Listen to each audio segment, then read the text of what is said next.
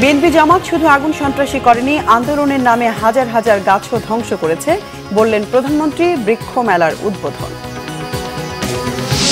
কাল হাজির হবেন বেনজির, আশা দুদক আইনজীবীর। আওয়ামী লীগকে ক্ষমতায় রাখার ডিফেন্ডার ছিলেন বেনজির, মন্তব্য মির্জা ফখরুলের।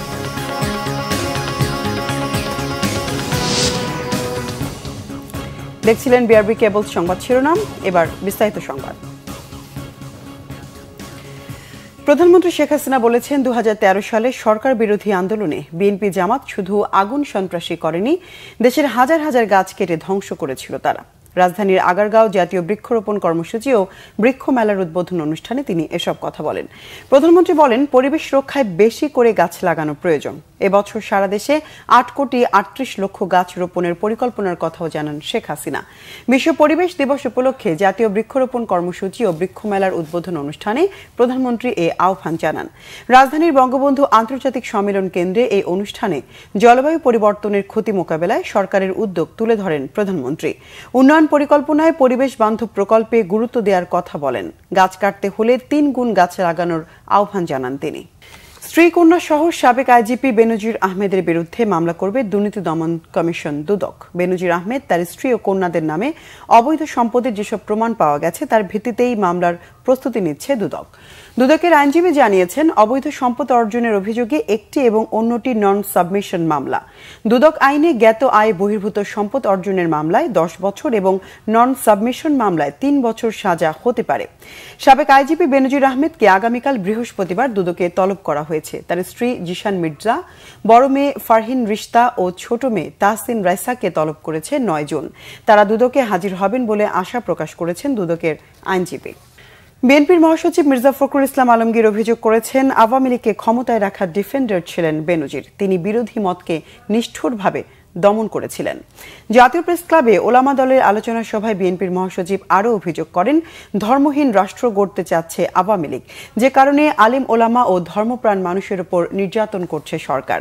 আবারও একদলীয় বাকশাল প্রতিষ্ঠার জন্য ক্ষমতাসীনরা বিভিন্নভাবে কাজ করছে বলে অভিযোগ তার। তিনি আরও বলেন, শিক্ষার্থীদের স্কুল সিলেবাসে এমন অনেক পরিবর্তনই আনা হয়েছে যা এদেশের কৃষ্টি কালচার আর ঐতিহ্যের সাথে যায় না। পুলিশের সাবেক আইজিপি বেনজির আওয়ামী লীগের কেউ না, আওয়ামী লীগ সাধারণ সম্পাদকের এমন বক্তব্যের সমালোচনা করেন বিএনপির মহাসচিব।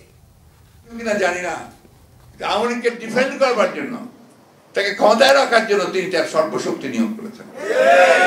কারণ ওই নির্বাচনের সময় তিনি র্যাবের ডিজি ছিলেন, সেই সময় পরিষ্কার প্রকাশ্যে বলেছেন যে সেই সরকারকে, সেই দলকে ভোট দিয়ে যারা উন্নয়ন করছে, উন্নয়ন করতে যাচ্ছে, তাদেরকে আমরা উন্নয়নের পক্ষে আছি। যত রকম করে পারে বিরোধী দলকে সে নির্যাতন করেছে। তারা বেআইনিভাবে হত্যা করেছে, জুডিশিয়াল কাস্টডিতে হত্যা করেছে, গুম করেছে, খুন করেছে এবং মিথ্যা মামলা দিয়ে, এই গায়েবী মামলাটা বলতে সেই সময়কার তৈরি সমস্ত। এদিকে উপজেলা নির্বাচনের চতুর্থ ধাপে দুপুর ১২টা পর্যন্ত ৪ ঘণ্টায় ১৭.৩১% ভোট পড়েছে। বিচ্ছিন্ন ঘটনায় ৪ জনকে আটক করা হয়েছে। আগারগাঁও নির্বাচন কমিশন কার্যালয়ে ব্রিফিংয়ে এসব তথ্য জানিয়েছেন ইসি সচিব শফিউল আজিম। সকাল থেকেই শান্তিপূর্ণভাবে এবং খুবই সুষ্ঠুভাবে মানুষ স্বতঃস্ফূর্তভাবে আমাদের এই নির্বাচনে মানুষ অংশগ্রহণ করেছে। আমাদের পাওয়া তথ্য অনুযায়ী আজকে ১২টা পর্যন্ত আপনার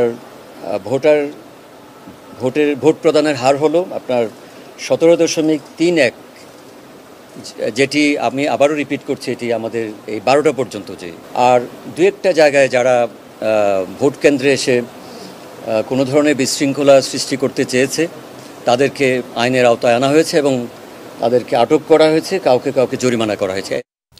দর্শক, এই ছিল এখনকার মতো। পরের সংবাদ সন্ধ্যা ৬টায়, এর আগে ৫টায় রয়েছে নিউজ টপ 10, দেখার আমন্ত্রণ রইল। এছাড়া বাংলাভিশন সংবাদ ও সংবাদ সংশ্লিষ্ট অনুষ্ঠান দেখতে ভিজিট করুন www.bvnews24.com ও facebook.com/banglavisionnews এবং সাবস্ক্রাইব করুন youtube.com/banglavisionnews।